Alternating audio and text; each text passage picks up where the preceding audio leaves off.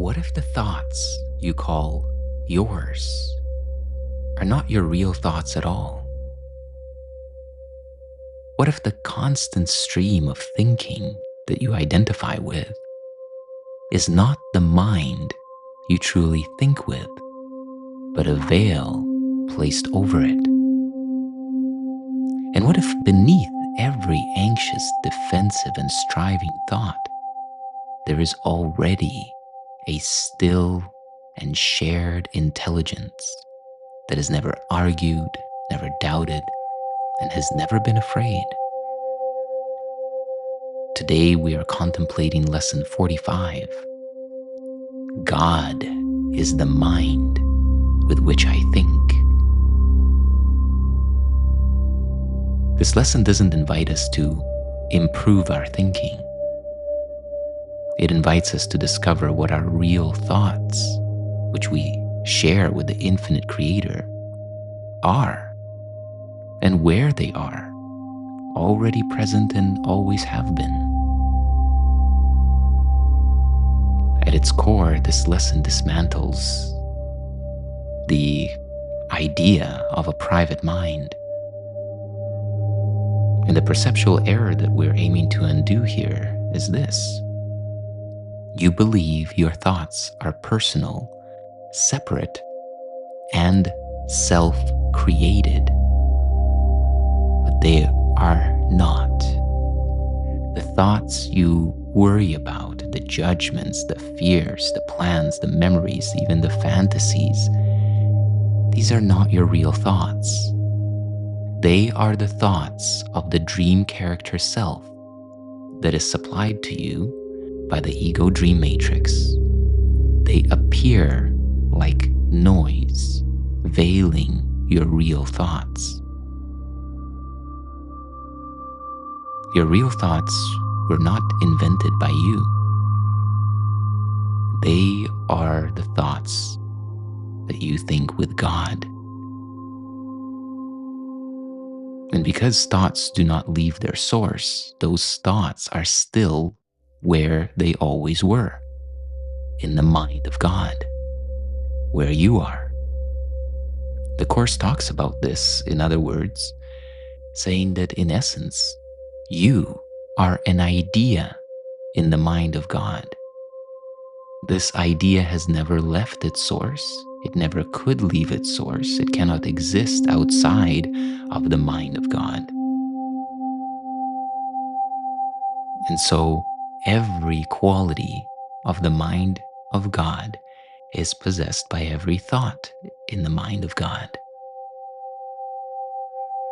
And since you are in that mind, the thoughts of God are also in your mind. This means something profound. Your real thoughts have never been corrupted, have never been lost, have never been replaced. They are eternal as the Creator. They're completely unchanged. What you call thinking most of the time is simply the movement of unreal ideas across the surface of the mind. The concepts, the languages of the world, these have nothing to do with true creation. Your real thoughts are not in English or in whatever language that you tend to think in. This lesson indeed invites us to go deeper, not to fix your thoughts, not to improve them, but to pass beyond them entirely. Beneath that noise is a foundation, a quiet, changeless level of mind, where your thoughts and God's thoughts are the same. That is why the practice is described as approaching an altar. You're not searching for information. You are approaching the source of holiness itself. And the practical instructions of this lesson are simple. Stand aside from every worthy thought, even briefly. And remember, the mind that thinks with God is holy, not in the future, not after some test is passed, but now. Not after purification, now. And let us deepen this contemplation. Let's go into that mind consciously. I want to invite you to begin by relaxing your body, letting tension drain from your muscles, your organs, even your brain. Allowing your breath to deepen and your presence to become more lucid and clear. Lean fully into just this instant here.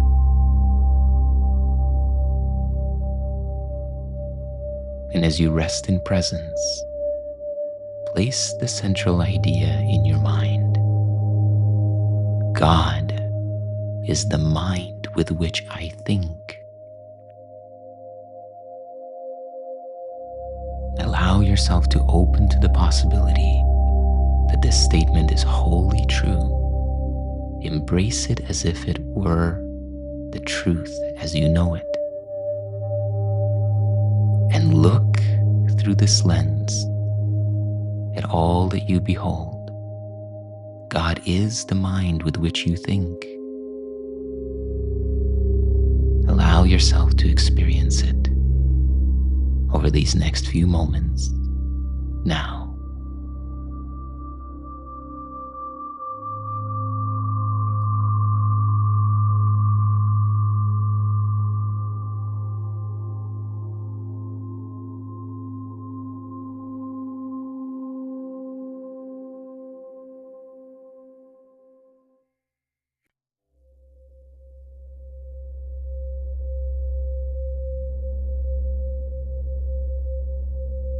And now, let's begin to unfold our contemplation into dialogue. And the very first question that I want to ask is this. The lesson opens with several profound statements about the nature of our thoughts. It says about our real thoughts that they are nothing that you think, just as nothing that you think you see is related to vision in any way. There's no relationship between what is real and what you think is real. Nothing that you think are your real thoughts resemble your real thoughts in any respect, just as nothing that you think you see bears any resemblance to what vision will show you. Can you help to break this down for us, Shanti, in a way that is practical so that it doesn't remain in the realm of lofty sounding ideas about spirituality? Yeah, I think it's easy for those statements to just wash over you as nice sounding spiritual concepts. What strikes me about this is how utterly disorienting it is, to think our thoughts aren't really ours and what we see isn't really seeing. Practically speaking, what if that disorientation is actually the point? Like, what if the discomfort of not knowing what we're actually thinking is where the invitation is?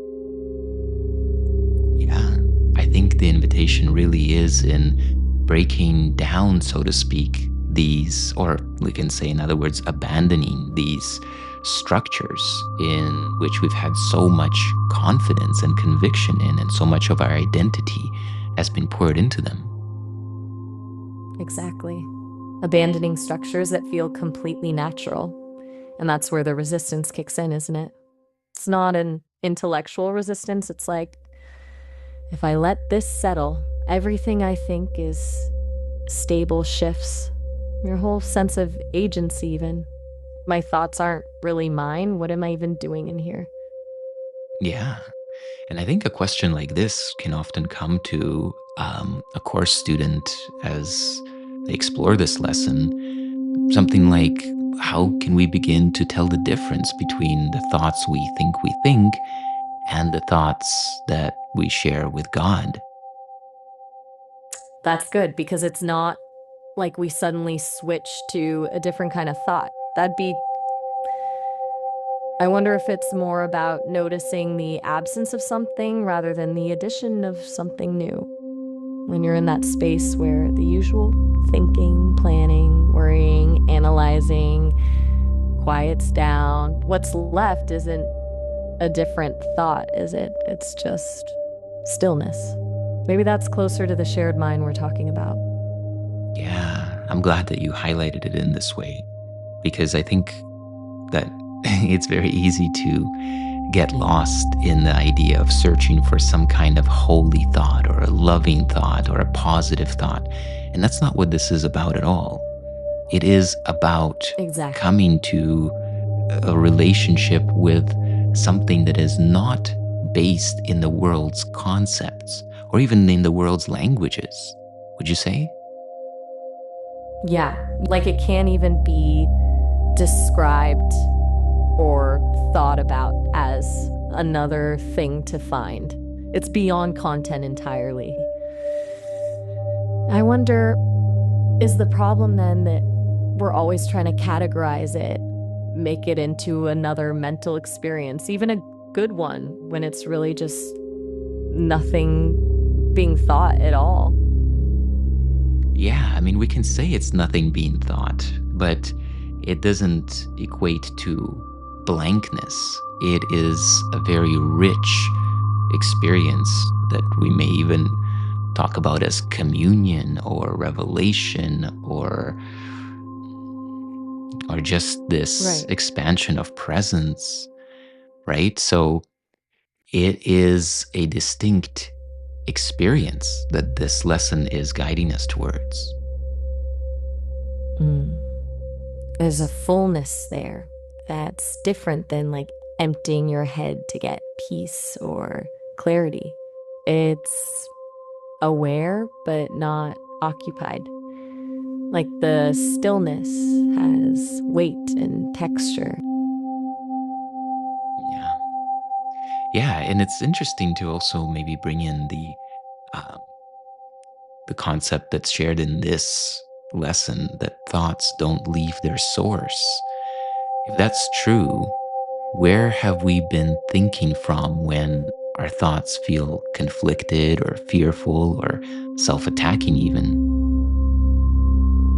That's a really powerful question. If thoughts don't leave their source, then those kinds of thoughts aren't coming from God. So, where are they coming from? If they're not from this shared mind, the source, then are they even real? Are they just this mental noise that we've bought into as if they're about something real? Yeah, right? I think that's why the Course refers to them as unreal ideas. They don't really have a source in the source of all creation. So maybe another name for them would be illusions, right?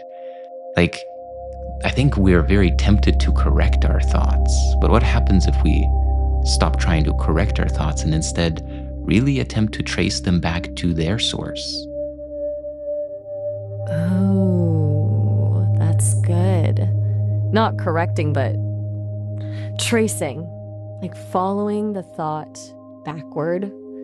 Where did this impulse even come from? Not why in a storytelling way, but where in that moment before thought arose was that impulse originating? It feels less like therapy and more like spiritual archaeology. That's very well put. And we have some clues about that, obviously, because we're not the first to explore and contemplate this. So we can actually use a map, like one that's been offered by many non-duality teachers. Maybe we can go to Bhagwan Ramana Maharshi, right? And he had shared with us this discovery that at the core of it, all thoughts originate and can be traced back to the I thought, not the I am that is one with God, but the I thought, which is the I, or the identity of the dream character, that separate self. The I thought, that egoic I that feels so solid and personal, but that isn't actually our real self. When I trace something back to that, there is a sense of relief mixed with disappointment. Like, oh, that worry about being good enough came from me defending this made-up version of myself, not from some divine truth. What's the disappointment? I mean, years sometimes, trying to figure out the puzzle, solve the problem. The whole time there was actually no problem to solve, just a false identity trying to maintain itself. And that, I thought just keeps showing up like a default program. Like, what's even the point of meditation or spiritual practice if that's still there? Yeah, I think you're voicing something that definitely spiritual aspirants and students of the course could feel. But what's the truth about that? Well, isn't that, I thought, just awareness mistakenly identifying with its own appearance? The Course talks about how we're not what we think we are, what we think about ourselves. The thought, the form, the content is not actually us. Maybe the practice isn't to get rid of the I thought, but to recognize it as just appearance and awareness. The awareness itself doesn't care if thoughts show up or not. It just is. Yeah, indeed. But beyond thoughts, in this lesson, we are guided in a very almost like reverent way to approach this inner altar. What do you think about that? What strikes me is how radical that is. To treat our inner landscape as holy. Like, there's something sacred about the fact that thoughts happen in the first place, rather than fighting them. Maybe it's about learning to not take your thoughts so personally, like they're just bubbles coming up from something bigger and not your personal flaws being revealed to the world. Yeah. But in terms of rediscovering, so to speak, this inner altar, right? Like, is awakening then less about acquiring truth and maybe just more about remembering where we already are? That's it. Not going anywhere at all. Just seeing what was already here. Like, you can look at someone your whole life, then one day you really see them. They haven't changed. You have. This isn't about becoming anything new, is it? It's about becoming transparent to what's already present. Yeah. So what does it mean then to approach this inner, let's say, orientation as an altar dedicated in heaven? It's like recognizing the source point of everything appearing, the thing that's holding space for all these thoughts, emotions, experiences. Maybe the altar isn't an object, but an awareness, like you're sitting inside stillness itself. And because it's dedicated in heaven, it's already holy. You don't have to consecrate it. There's nothing to create or build there. It's just about recognizing what's already whole and complete. Yeah. I also noticed, this lesson carries a quiet confidence. It's like almost assuming our success rather than, demanding it or demanding some degree of discipline. Why do you think that is? Maybe because if this really is our natural state, then It's not something we can force or achieve through discipline. Those approaches just reinforce the illusion of being separate. So the success isn't about us working hard enough. It's about us recognizing what's always been true. And the more we recognize that presence, like this altar idea, the quieter that I thought gets on its own. So, as we begin to bring this conversation to a close, I want to ask you, Shanti, as you look over this lesson, where do you think would be the biggest blind spots for most people as they engage this wholeheartedly? And how can we perhaps, overcome those blind spots to fully receive the gift that this lesson has for us? I think the biggest blind spot is going to be letting go of control. The mind will want to make this a project, a set of steps, a way to do enlightenment. But the lesson says all this is ours already, which means there's nothing to solve or improve. The resistance to resting is what we already are. That's probably where people will get stuck. So maybe the key is just pausing when that resistance comes up, noticing the tension without chasing after it, and recognizing there's nowhere to go that you're not already at. Yeah, beautifully put. I appreciate that. So as we come to the close, I want to invite you to not try to hold on to anything from this conversation. Instead, just notice what feels quieter, what feels less effortful, what feels already known. And if something in you recognized itself today in a way that has helped you to deepen or expand your sense of that connection with your true self, let that recognition extend beyond you by sharing it. You might write a reflection in the comments or share this remembrance with someone else. And now, let us go into the silence.